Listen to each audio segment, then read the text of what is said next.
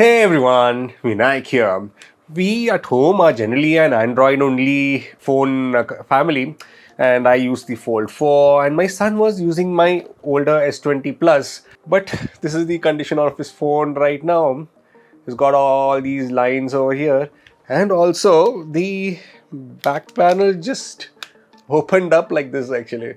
So I needed to get him a new phone. As I said earlier, we are an Android only family, but he wanted to be different and he wanted to pick up an iPhone. So this is the iPhone 15 Plus. I know the iPhone 16 is right around the corner. Why did we pick up the iPhone 15 Plus? Watch on to find out. So this is the iPhone 15 Plus. Yeah, you must have seen my iPad unboxings earlier, but this is my first iPhone. Nice box, opens up smoothly. We have the phone on top. Moving that to the side for now, we have a USB-C to USB-C cable. iPhones have shifted to USB-C now, which is a big plus as we can share chargers between Android and iPhones. You can see there's no charger included in the box. Other brands like Samsung, Google, Pixel have also started removing the charger from the box. They say it's to save the environment. I call it profits. SIM eject tool. We have some safety document and one Apple sticker. Here's the phone I chose. No, my son chose, and he chose black, and this is how it looks. This is the 128GB version. We have the power button on the right and the volume buttons with a switch above that allows switching to silent mode easily. Here's the SIM tray. Below we have two speaker grills and the USB-C port. Here's my son's old phone, which was my old S20 Plus. This was a temporary phone until he finished his 12th. Now that he's going to start college soon, he needed a new phone as the lines on the screen were getting too many. Samsung, this is a knife to the back of a loyal Samsung device user. Get the SIM card out of the old phone. This is the SIM tray on the Apple iPhone. Single SIM, nothing else. Add the SIM. Insert it into the phone, and okay, now that everything's in, let's turn the iPhone on. Make sure your older device is accessible if you want to copy data over to the new phone, especially WhatsApp chats. Basic setting options are displayed like country, homepage, design, Wi-Fi, Apple ID login, Face ID setup, and more. Now add the Wi-Fi, and now that both the phones are on the same Wi-Fi, we need to install Move to iOS app on the Android phone.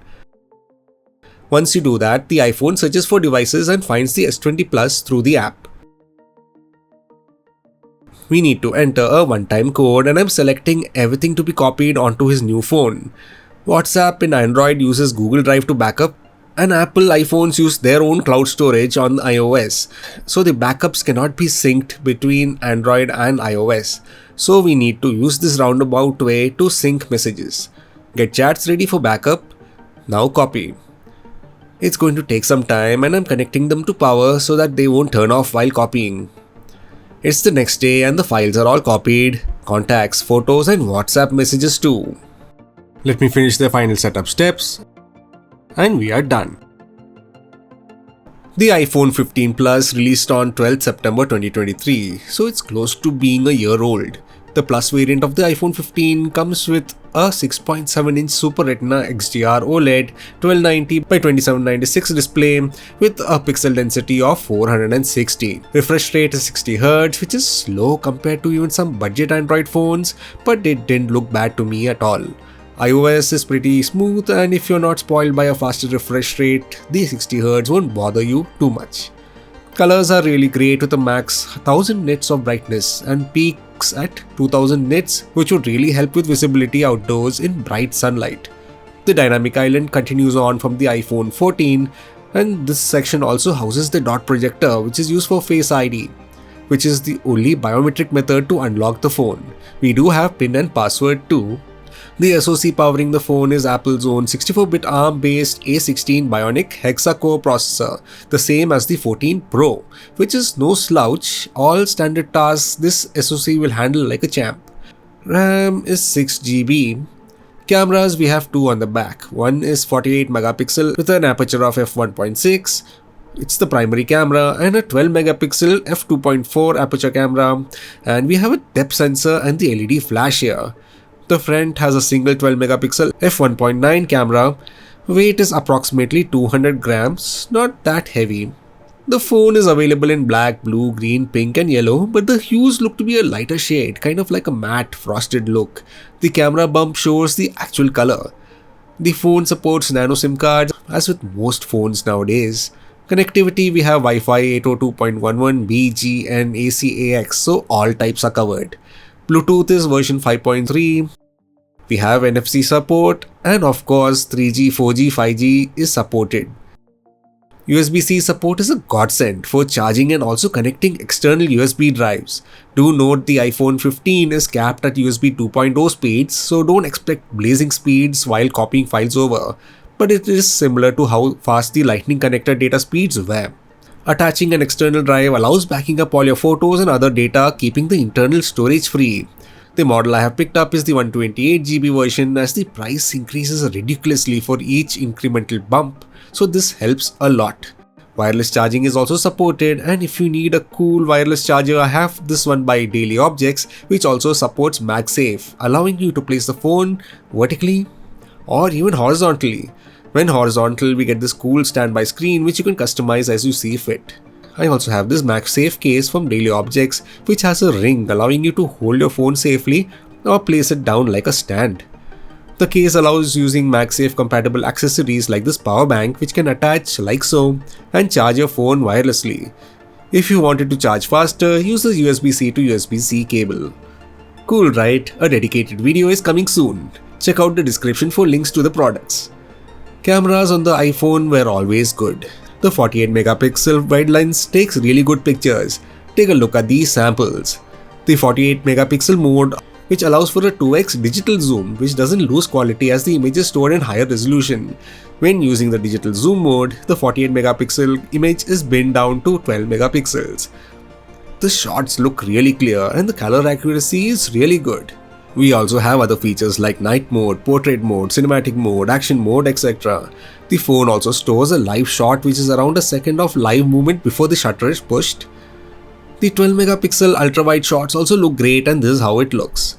The video is also clear, sharp, and stabilization is also pretty good.